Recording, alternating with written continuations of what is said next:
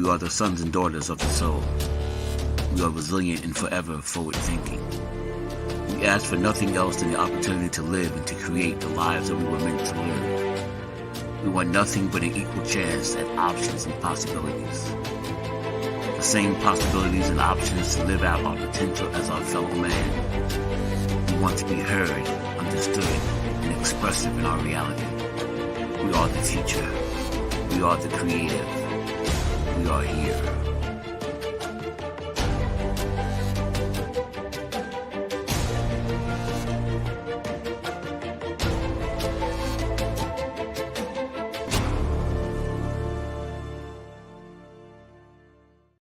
World Financial Group offers entrepreneurs from all backgrounds the opportunity to start their own business on a level playing field. Dr. Yana Woodhouse, receiving the WCM Wall Street Pioneer Award by the United Black Wall Street of America, Inc., is one of those entrepreneurs. I see WFG and TFA as a place where African Americans with an entrepreneurial mindset can flourish. And the bonus, we help families and serve the communities across the country. To learn more about us, go to worldfinancialgroup.com.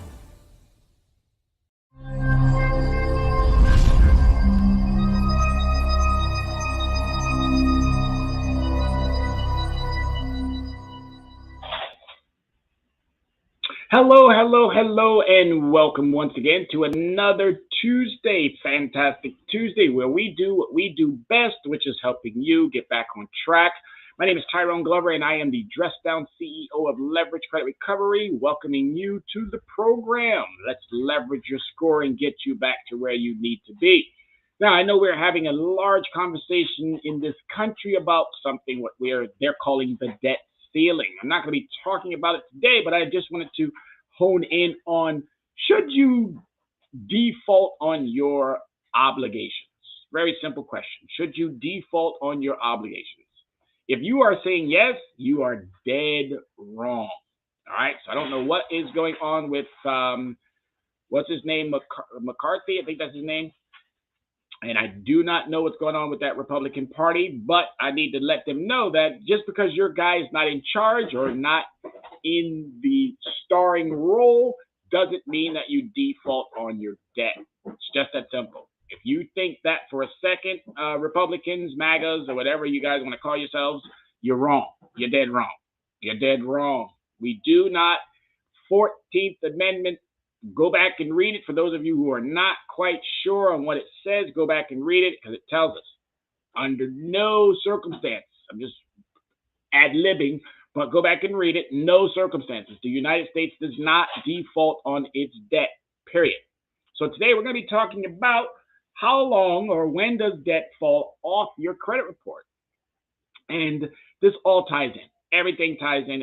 It's a nice, beautiful synergy that works when we're talking about the debt ceiling and what is on your credit profile and whether or not you can get it off. But I want to reiterate that. If you are unsure about the debt ceiling, Google it.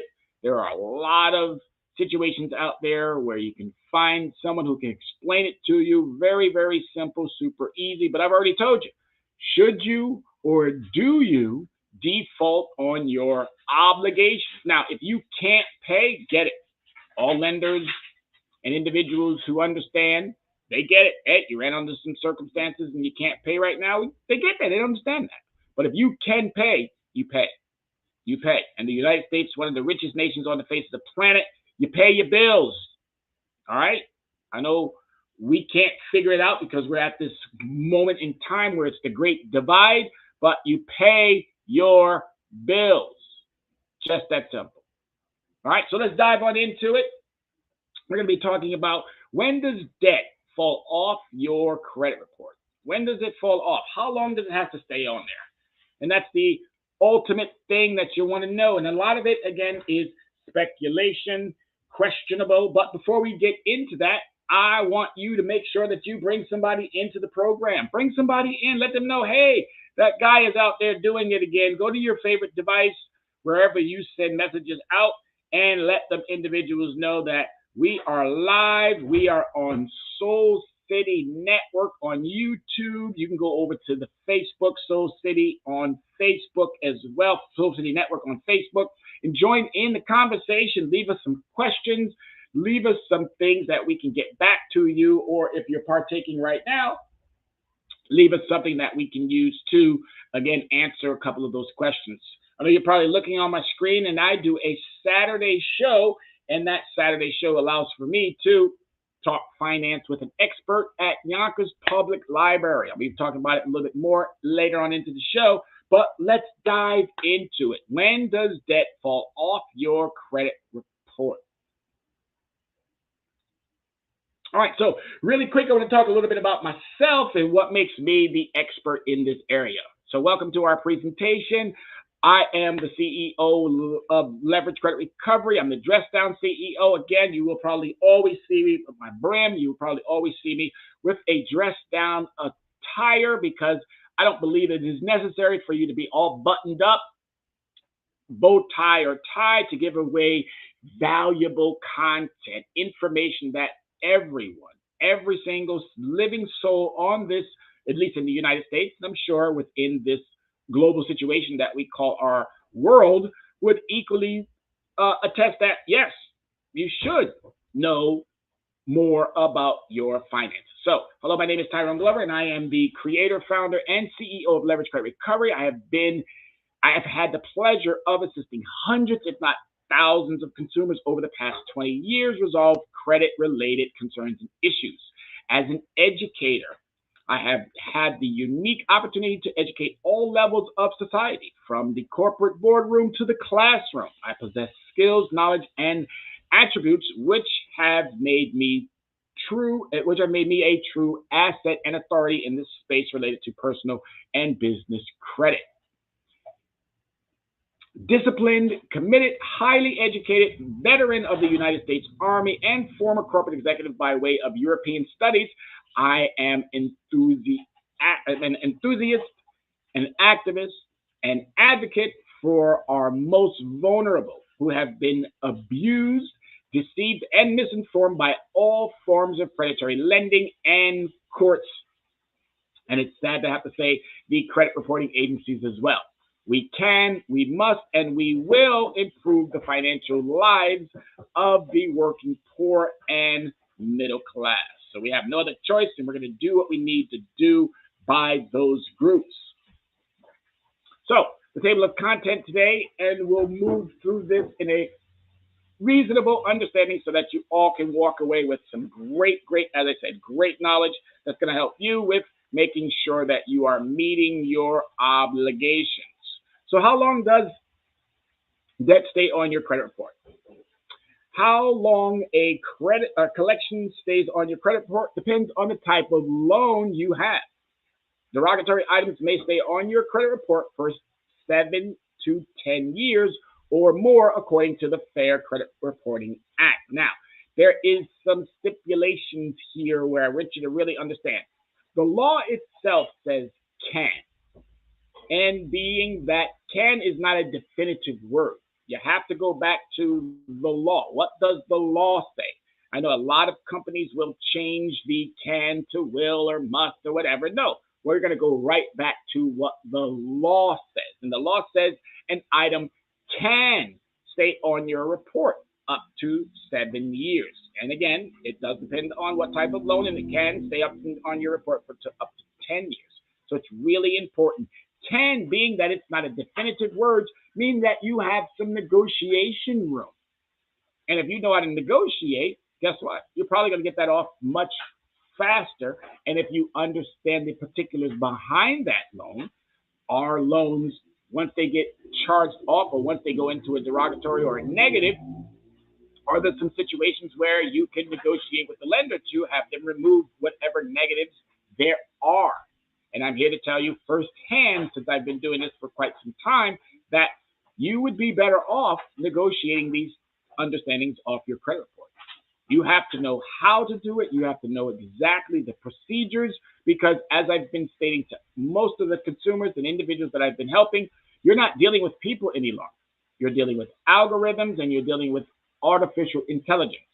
So these companies have gotten smarter, so they now know that it's in their best interest to, again, keep you on the hook as long as they possibly can, because they know as well as I know, and anyone who operates in this space equally knows that they're obfuscating their responsibility, plus they're not using the Fair Credit Reporting Act in the manner in which it was supposed to be used. So it's really important to understand that any debt that is on your credit report can come off prior to that 7 years or prior to that 10 years. You just have to know exactly how to do it. Number two, do you still have to pay a debt that falls off your credit report? Your debt isn't simply erased once it falls off your credit report, but your liabilities for owing it might vary if the debt is past the statute of limitations. So what I'm here to tell you as a business person, I'm here to tell you flat out right up front, for someone who has been a corporate America executive, it again falls into that negotiation piece. You got to remember something. Debt is a commodity. It's like coffee, sugar, orange juice, commodity, oil. It's a commodity, and it's bought and it's sold, it's bought and it's sold, it's bought and it's sold, it's bought and it's sold, and it goes through changes of hands. And when it goes through changes of hands, somebody's actually collecting, even if they don't collect from you. All right, there's charge offs, there's write off, there's all of this verbiage, and if you don't understand the verbiage, guess what you're going to end up doing? You're going to end up getting yourself back into a contractual obligation that you probably don't even have to get back into. All right, there's a lot of things that you must know about your debt, and my job is to help you understand that. Even though, again, you can Google all kind of stuff, you can bring up all kind of stuff, but guess what? Things are not precedented. All right, Donald Trump was a president that did things that were unprecedented. And when we hear that word unprecedented, it should ring a bell in your head going, ooh, we've never done this before. So when it comes to your debt, if you haven't argued the debt with a creditor who may think that you're someone who doesn't understand what charge off means or what write off means, or someone who hasn't been in that realm long enough, well, I've been in that realm for 30 plus years. And I can tell you right now, businesses make out even when they do not get the full understanding of a loan that they may have given to someone. And what I mean by that full understanding is that loan doesn't go to term. If that obligation doesn't go through its full understanding, they still make out because they write it off. The United States government calls that a bad debt deduction. And once they get that bad debt deduction, their liability is reduced. So they can technically receive all of the monies that, again, being an established business, they may receive. It's not that hard to understand that. But sometimes, depending on the explanation, it could probably be something that you probably look at and go, I don't even want to deal with it. You do want to deal with it. You definitely want to get a better understanding of bad debt deduction, of charge-offs, write-off, all of this stuff plays, because ultimately what it's doing is it's affecting you and your ability to get a loan, get credit, establish positive credit, or even if you have had some shortcomings, getting back on track. All right. So again, statute of limitation does play a role. Each state has a different set of rules when it comes to that statute of limitations. If you've never paid off the debt and the creditor is within the statute of limitations, you're still liable for it. But again, what I'm going to reiterate, there's something called a bad debt deduction, and that bad debt deduction reduces that overall debt. So if you do not understand what that means, I need you to reach out to me. I need you to reach out to Leverage Credit Recovery and let us help you with understanding exactly how you can navigate around whatever it might be that you might get hit with because you're not 100% sure as to how that debt works. All right, so don't get caught up on something that you technically should not get yourself caught up on. All right, it's really super important to understand that. It's so super important, and I hope that it's registering. And if it's not registering, as I stated, call me, text me, email me, let me know that you want to know more about how this piece works. All right, the creditor can call and send letters, sue you, or get a court order to garnish your wages. That's a larger understanding that you should not concern yourself with at this particular moment. All right. If you have debt on your credit report and you haven't met the obligation, there are things that you can do prior to any of that happening. Now, of course, they can call you, they can send you letters, and yes, they can sue you. That's called a summary judgment. And if you do not respond or you lose that case, there could be a garnishment of your wages. But as I said, if you're doing what you need to be doing prior to, none of this will ever come to fruition, and you'll be able to remove that debt by negotiating it in the manner in which would be most effective.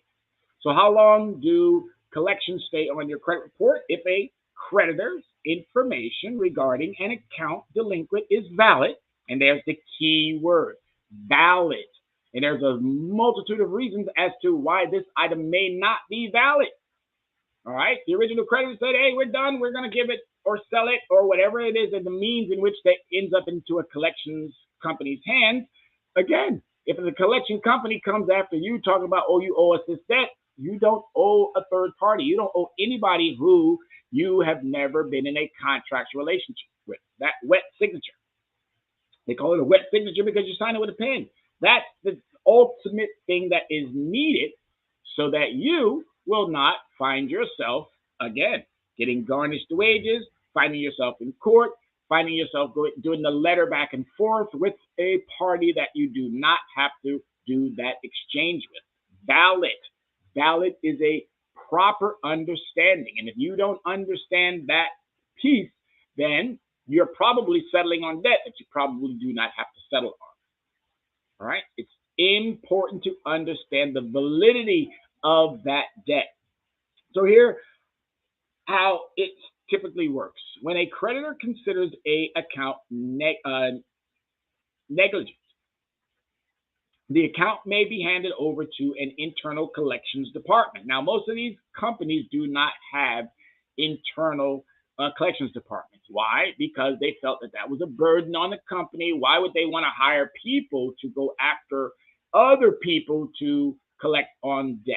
Nope, they said we might as well just sell this debt and collect money for selling this debt. And again, when I tell you, they don't sell your debt onesies at a time. They don't say, oh, well, here's Tyrone's debt. We're going to sell that to Bob's credit collection company. Oh, well, here's Susie's debt. We're going to sell that to Mary's collection company. Oh, here's Jim's debt. No, they don't do it onesies.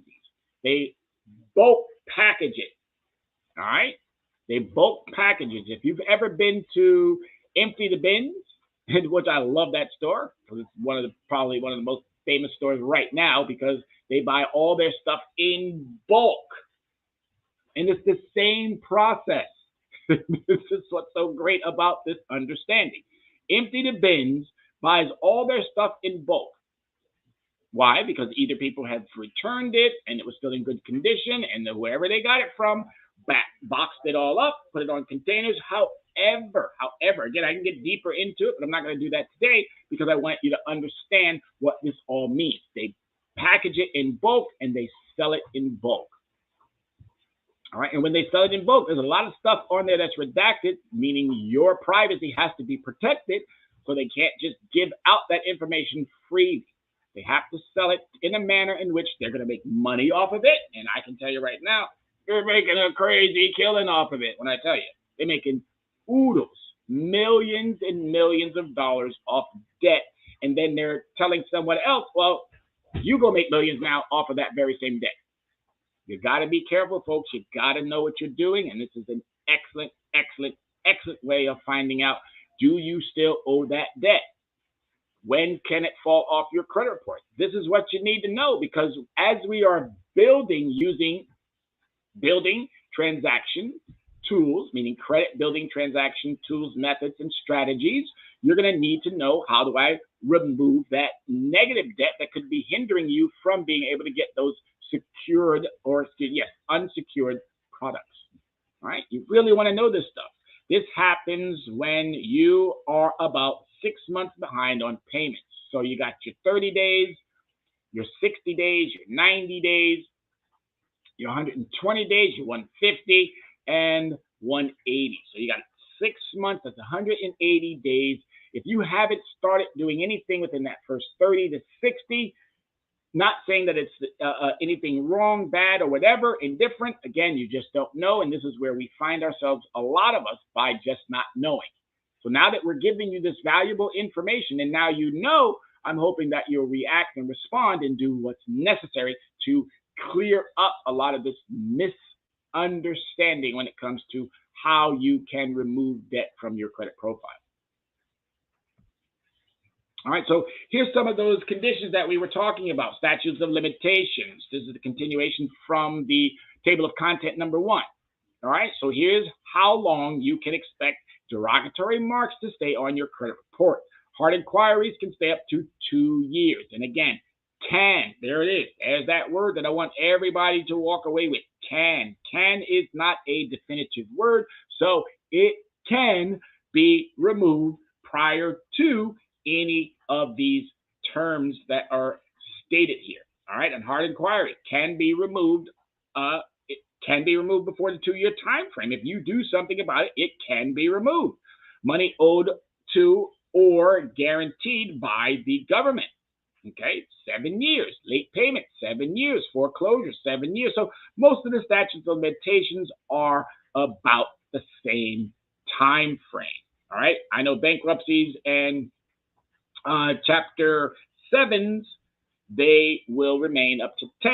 And you got to be careful as long as you do not do anything within that time frame to show any negative, you will walk away with that done prior to or at the time frame. But if you don't negotiate any of the late payments, this is what I'm referring to, late payments. If you don't negotiate any of these collections, any of these judgments. Again, I've helped consumers with everything on this list, everything. And my consumers, honestly, to tell you, they're quite happy. All right, so you can do the exact same thing. You just have to have the know-how to be able to do that. All right, once you know, it's easy from that point. And as I stated, COVID set things anew. All right, you're on a brand new trajectory. And this is what's so great about, sad to have to say something great about a pandemic. But this is what's great about the pandemic, is that things happened and now things can now be set anew. You just have to know how. All right, so there you have it. You have some time frames in which items can remain on your credit report, but the important thing that I want you to walk away with is that word can. All right, so do I still have to pay a debt that falls off my credit report? This is a continuation from that table of content item number 2. If you've never paid off the debt, but it is past the statute of limitations, the debt is now considered time barred. Okay? How you act on a time barred debt that falls off the credit report is your choice, according to the FTC, Federal Trade Commission. You can do one of the following: pay nothing, pay part of the debt, or pay the total outstanding debt. All right, regardless of which option you consider, talk to an attorney about your path forward before contacting the debt collector. And I'm going to tell you right now, you don't necessarily need to talk to an attorney. Now, an attorney in a legal situation, when it comes to the feds, or when it comes to a federal offense, or when it comes to a crime, by all means, do. All right, I'm not an attorney. I'm not going to sit here and try to play like I am, but I'm going to tell you right now, a lot of what you would pay someone else to do, you can do yourself. You just have to know the laws. So it's just that simple. And as I stated, precedent. What I'm teaching you is what most lawyers have never been taught. All right, they went to law school to learn how to argue law, but they didn't get that real experience within the business realm, in which would have helped them, because I've helped some lawyers with some understandings as well, because they were looking at me like, well, how do you know this? Well, I got the experience, just like you have the experience of law, and a lot of lawyers are general practitioners. They're not specialized in the areas of financial services as they claim to be. So you got to be very, very, very, very careful when you are talking to these lawyers about specificities when it comes to financial services. That's why you have individuals like myself. All right. So again, not knacking the legal profession, not calling it out for its malfeasance or for its only thing that I like to call it, which is able to make oodles of money because we, the public, are ill informed.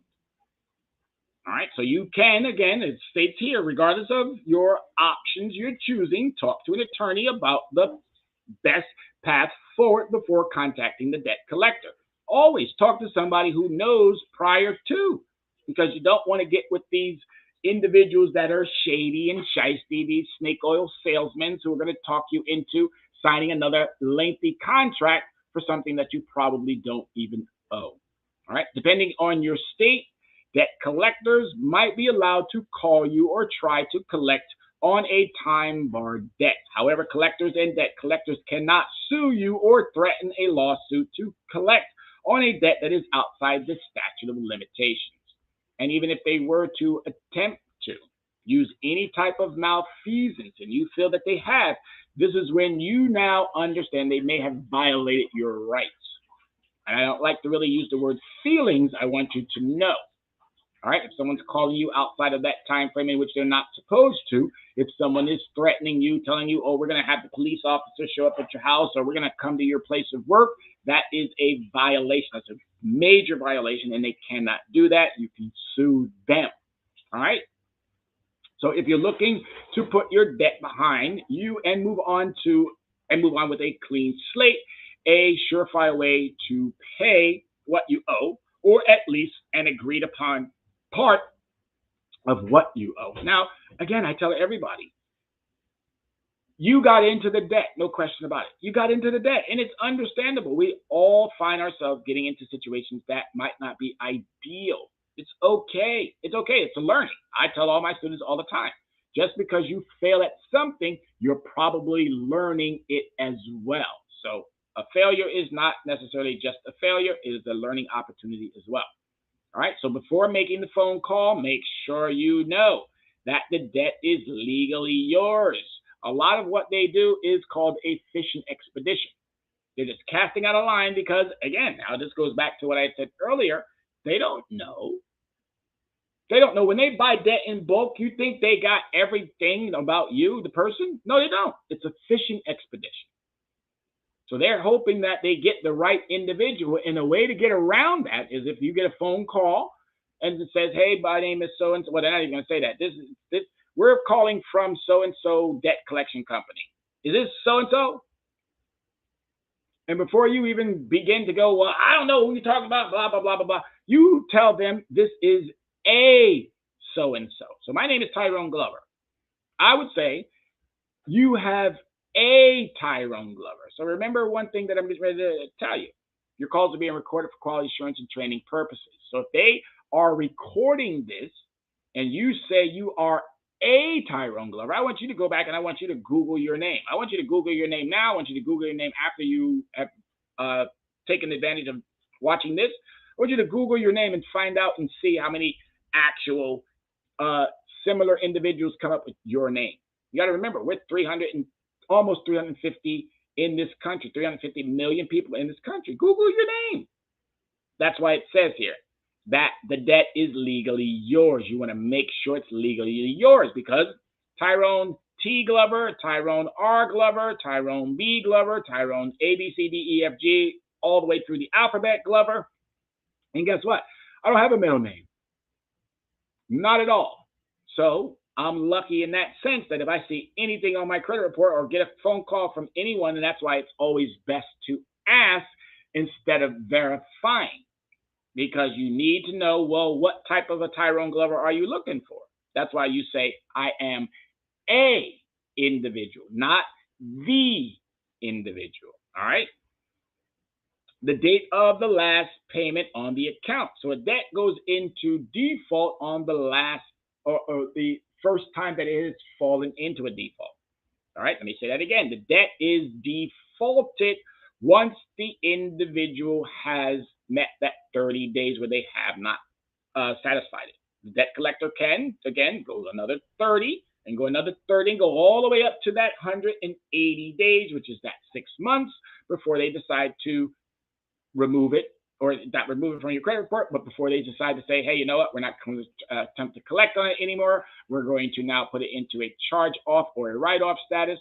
But you got to know these things. If you don't know these things, I'm telling you, you're going to get caught up in something and you're going to be thinking, oh my God, how did I get here? Now you're going to be guilted into satisfying or settling on something that you necessarily do not have to satisfy or settle on. Super important. How much you owe the creditor. Now, again, I know how this works. And this is the brilliance of being part of the corporate America structure and knowing exactly that there's a write-off process. There is a markdown process. There's a process that allows for debt to go from here to almost zero, if not zero, and then into the negatives. Oh, yes, into the negatives. All right?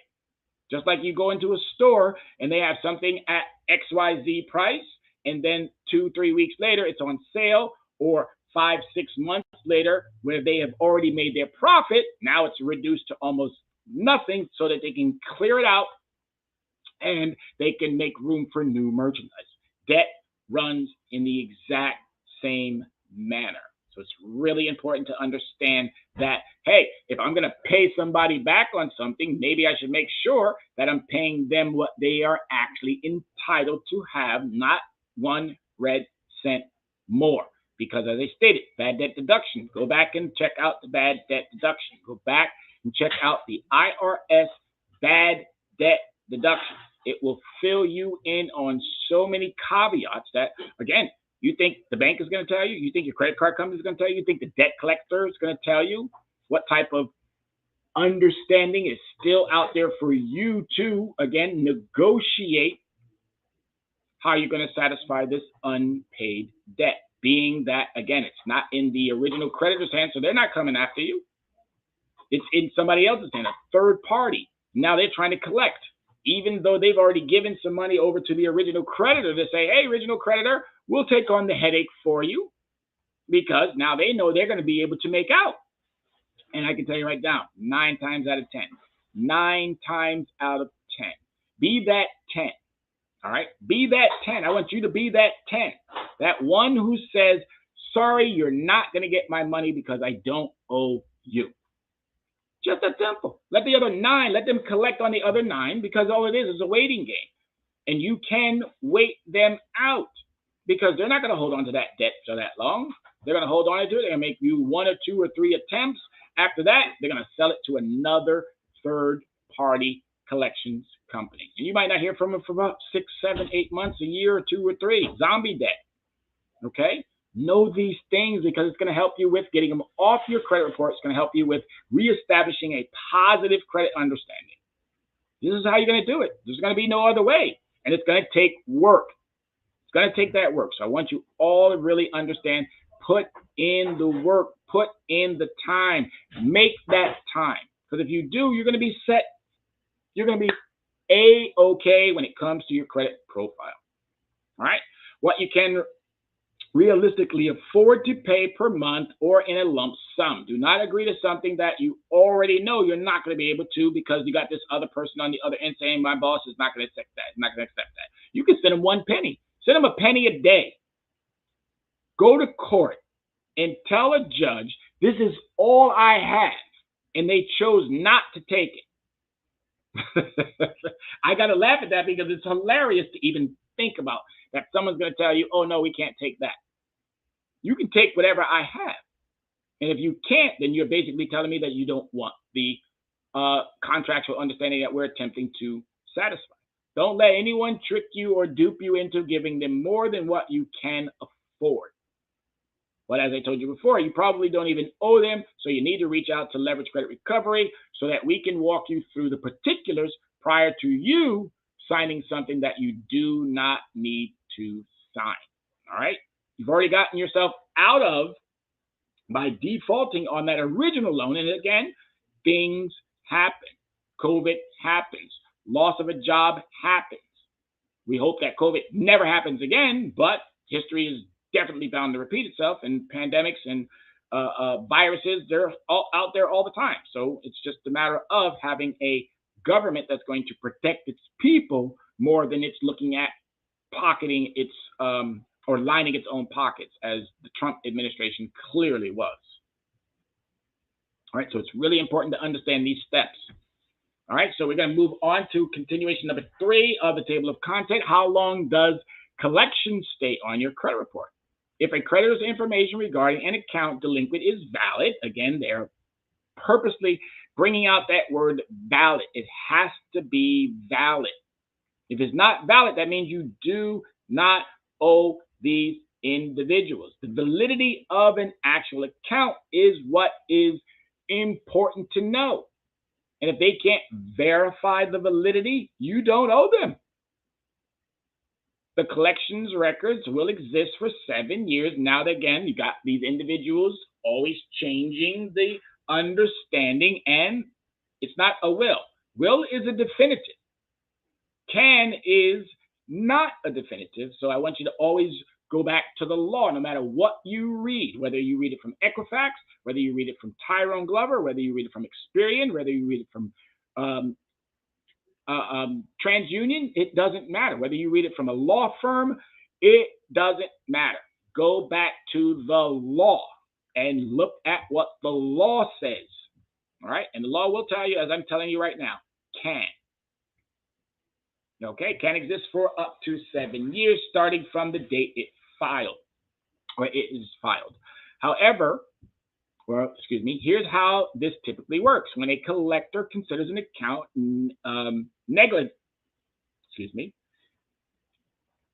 the account may be handed over to an internal department, and most of these departments are not internal any longer. Okay, most of these departments are not internal any longer, and we had a friend of ours, Steve Fox, co-president of the Freedom Debt Relief. He helped us with understanding and explaining around 180 days after the original debt, the collector might sell the debt to a debt collection agency. And that's fine for them to do that. This is a business, and that's how businesses work. Again, if your store was short on an item, you would reach out to another store, and that store would send that over to you. They'd write you out a slip called a transaction slip. This is what happens when we are short on any supplies throughout the ongoings of our understanding, because you don't want one location to be short because they decided to help you out. So again, this is what's great about being someone who's attached to the corporate America and the logistical piece of how we transfer information as well as credit information and loan information as well. So it's really, really, really important to know someone who knows someone who can help you navigate through some of these particulars. All right. This step indicates that the creditors has decided to give up on getting payment on its own. All right. So all they did is said, we're not going to deal with it any longer. Done. We're going to give it off to a collections company. And a collections company, old debt is being sold at 9 to 12 cents on the dollar. Being sold 9 to 12 cents on the dollar. All right. New debt. My apologies. New debt. Old debt is being sold at 4 cents. And sometimes even less. All right. It's just a ploy. It's just a means for debt collection companies to make out, lawyers to make out. The original creditor, by all means, they're not making out. They would really love to have their obligations go to full term, but if they don't, due to whatever the reasons might be, again, don't think for a second that once the original creditor turns that over to somebody else that you're still on the hook. You're not.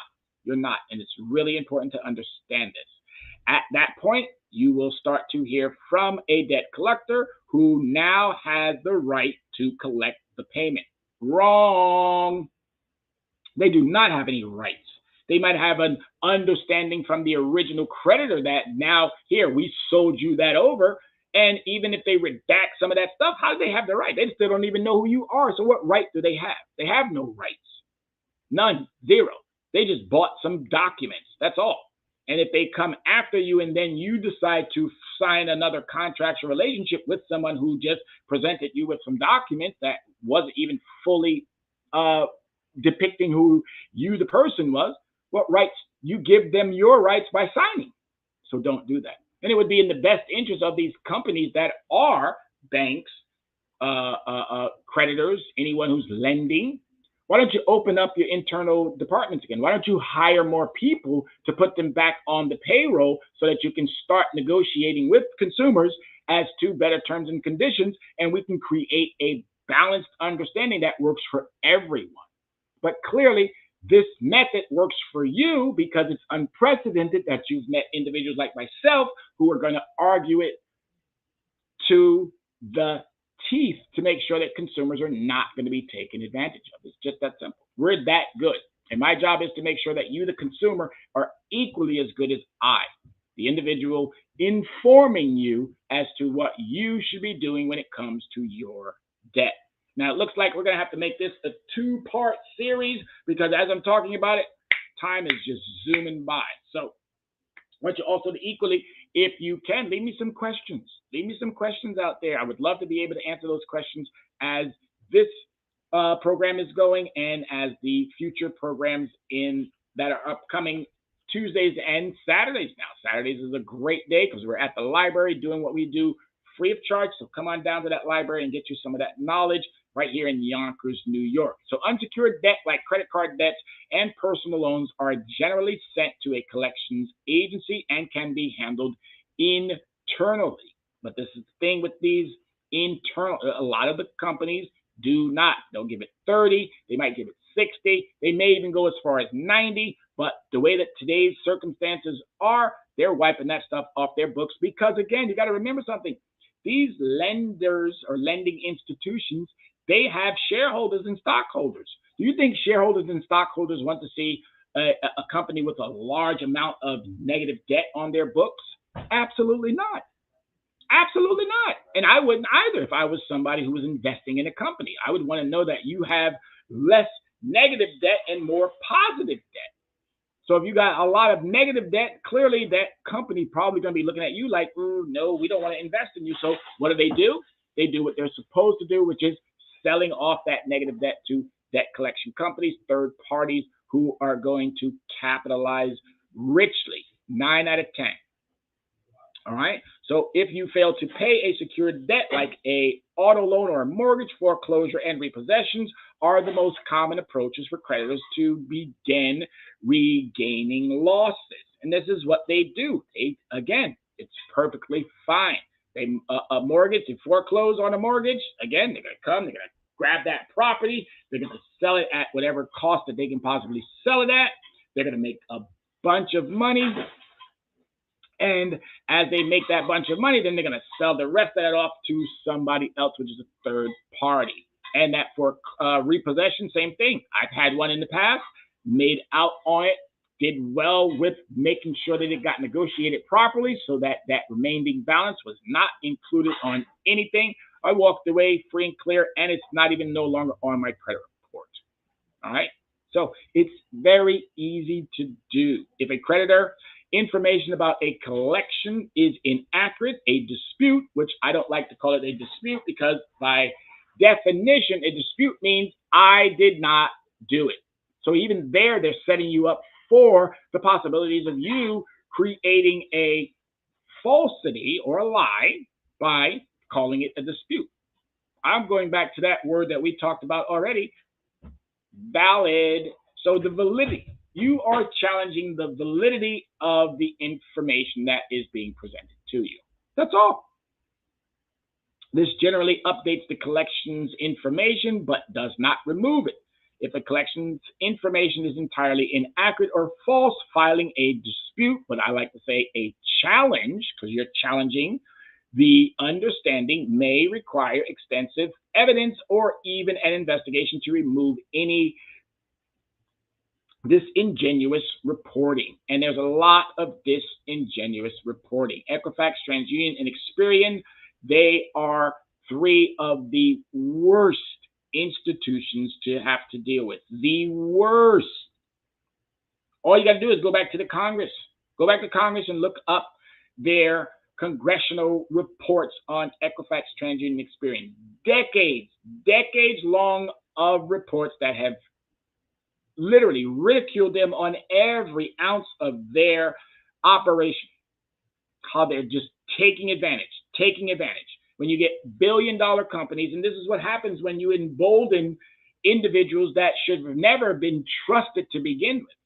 When you slap them on the wrist and give them a small little fine or a fee, you're basically telling them, oh, what? They're looking around the room talking about, we just got away with that. We just paid $1 million, but we make billions of dollars. We just got away with it. Oh, I guess we can keep doing it. That's what that means. Yes, they can keep doing it, and they're going to keep doing it. So Congress, I'm calling upon you as well to get your head out of the sand, to start looking at us consumers and understanding we're smarter now. We're brighter now. And you're going to be challenged, both you, both the lawyers, you're all going to be challenged by us who come from the corporate America structure, knowing that you're taking advantage of the most vulnerable. And you're going to stop. You're going to stop one way or another. You're going to stop. Or we're going to take it into our own hands and force you to stop. It's only a matter of time. That's all it is. COVID has set things anew. And my job is to make sure that you, the consumer, understands the new. All right, so number 3 is the continuation from the table of content. How long do collections stay on your credit report? And now we're going to be talking about medical debt collections. All right, medical debt is that's a whole nother area that you need to make sure, because a large percentage of what's on your credit reports could be some medical debt. For several years now, the major credit reporting agencies have treated medical debt owed directly to providers slightly different than other types of debt. Some of the credit agencies will even ignore medical collections amount that is less than 6 months old. That's a plus. So you got to make sure if you have any medical debt on your credit report right now, if it's less than 6 months, you need to be calling Equifax, TransUnion, Experian and getting that off. And there was a rule that came down, if I'm not mistaken, last week. You may want to check with CFPB. There's some information that's out there pertaining to medical debt, and it just happened, if not mistaken, a week ago or 2 weeks ago. So you definitely want to look at the CFPB, Consumer Financial Protections Bureau, when it comes to medical debt. All right, this is because they do not necessarily view medical debt as an indicator of credit risk. All right, medical debt is a completely different understanding. Prior to, it was being thrown on there as if it was similar to, but it's not. And a lot of medical debt goes through the insurance companies, and insurance companies, as we all know as well, they're just as scrupulous as Equifax, TransUnion, and Experian, and you got to be careful, because I don't understand why medical debt turns into 3, 4, 5, 10 different accounts that you're dealing with. You got the radiologist, you got the cardiologist, you got the thisologist and thatologist, and then you got the nurses station. You got all of these different departments. Why can't the hospital just put it all into one bill, and then they worry about making sure that those other individuals get paid? Why do I have to worry about this one, that one, this one, this one, that one, that one, this one, that one, that one, this one, that one, and I still have insurance that only takes care of one? That don't make no sense. But you can see how ridiculous it is here in the United States, because we don't have a consolidated location where everything can go into one, and then they do the work. We don't have to do all that work. We shouldn't have to do all that work. I'm going to one hospital, not to 15 different ones. So why am I getting 15 different statements? In addition, this grace period gives consumers time to resolve disputes with medical providers or insurance companies, or develop a payment plan before a bill is deemed overdue.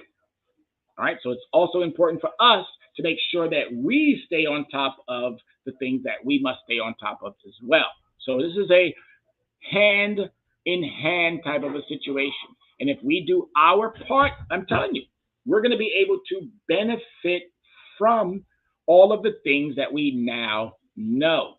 And I say it all the time. Once you know better, what? You should be, thank you, doing better. It's not that challenging. All right. Even after the unpaid medical debt is added to your credit report, it may not factor as heavily into overall credit scores as other accounts in collections. However, be sure you fully understand what constitutes medical debt in the eyes of a credit agency. And this is where, again, we come back in play to make sure that you are fully versed on the terminology and the descriptions of what's on that credit report. All right, those are trade lines.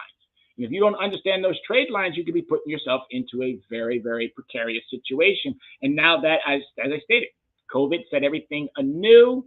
Why not benefit from your new knowledge, your new information that you previously did not have before today? And if you did have it before today, all I'm doing is validating what you already know. All right, so medical bills only become medical debt if the unpaid money is owed to a provider such as a doctor, hospital, or lab. But as I stated, you want to make sure that your insurance company paid the doctor, the hospital, or the lab. And if they did, why would you still be receiving a bill? All right, because these companies, as I stated, businesses, they're all about bottom line. So if I can collect from over here and then collect from over here, and then, maybe in 25 years find out that, wait a minute, we took a little too much more of your money, so we got to give it back. You should know that beforehand. You, meaning the business, should know what I owe them beforehand. And that's why I'm saying when they have all of these, you're paying a doctor, you're paying the audiologist and the thisologist and the thatologist and this station and that station. Next thing you know, you got 6 or 7 different bills that you have when you only went to one hospital. So they need to figure that out first and foremost before they do anything. That's why they're coming up with these so-called kick the can down the road quick fixes, and they really don't fix anything. I can fix it. Trust me, I can fix it. All right, so it's really super important to understand that if you've paid your medical expenses using a credit card, it is not viewed by the collection or the credit agency as a medical debt. It becomes a credit card debt. So again, just a little bit to help you with understanding about what medical debt is and how it could potentially affect your overall credit score and your credit report. So it's super important to start looking at your credit report for any medical bills or debt that's on there. And if you are unsure, please reach out so that we can walk you through the particulars. All right, so how long does collection stay on your credit report? Again, this is a continuation from the table of content number 3, and it's now talking about collections agent debt. All right, collection agency debt. All right, paying off your debt that has already been sent to a collection agency will help improve your credit score. However, payment at the point will not remove collections, accounts, or actions from the credit profile. That is disputable or that has issues within it. All right, you should demand, if you are going to pay someone, give them full monies in return for removing an item. Don't just give them money saying, oh yeah, I owed you, my bad. No, you're going to negotiate new terms and conditions because you're dealing with a collections company that you do not have to deal with anyway because they haven't validated that debt. All right? It's not that hard to understand. It's actually pretty simple. And you want to make sure that before you give them one red dime, that they give you something in writing indicating these are the conditions now. And the only condition that you want is you want this off your credit report, period, especially if it's by a third party. Now, as far as the original creditor is concerned, you can do the exact same thing. Call them up. Hey, I don't owe you any money, and I still got an item on my credit report. You are hindering me and preventing me from, but you got into this. Oh, yeah, I might have got into it, but you've already collected. Well, we can't determine. What do you mean you can't determine? If you can't determine if you already collected, then why is it still on my credit report? So you mean to tell me that a prisoner can get out of jail for a heinous crime and get their record expunged, but we normal people, citizens, have to be in credit purgatory or credit jail for the rest of our days for 7 to 10 years? Absolutely not. You just have to know how to negotiate it off your credit report. It's just that simple. However, payment at the point will not remove collections actions from the credit profile. They will. By law, if they don't respond within 30 days, 15 more additional days for an investigation, that item will fall off your credit report. Under certain conditions, the collection agency can remove the report from your credit profile. Under certain conditions. What are those certain conditions? Well, clearly they're not going to define that here, so that's where you have to know the law, where you can tell them, these are the conditions. Just that simple. And guess what? If they don't respond, you're going to write them a nice letter, and that letter is going to be in a very simple understanding. You got an item on there that needs you to validate. If you can't validate that item, you got 30 days to go through the investigation and an additional 15, and you can stipulate all of the conditions that you want for them to investigate. Make sure you also indicate that they can't use an automated process. eOscar. I'll talk about eOscar much later down the road, but there is something called eOscar, which is an automated algorithmic process in which they use to, again, obfuscate and get around the laws. You got to know your stuff. All right. One of these conditions is known as pay for delete letters. Now, I'm not too crazy about this pay for delete, but I thought I'd bring it up just so that you can, again, get a little bit of an idea. A pay for delete letter is negotiation tools which the collector or lender agrees to remove the account from the credit report in exchange for payment of the debt, typically more than the amount owed, because they want to try to get some of that interest. All right, but 9 times out of 10, folks, I'm telling you, 9 times out of 10, be that 10. Be that one who says, I'm not going down that route. I'm going to use the legal method, which is challenging it off my credit report. While I'm challenging it off my credit report, I'm going to be building new credit by using credit building transaction methods, tools, and strategies. Credit building transaction method, tools, and strategies. If you're just using cash and debit, you're not building credit. Just that simple. Just that simple. This strategy is best suited for smaller lenders, as most major lenders are not open to this type of negotiation and is not something you should reasonably expect.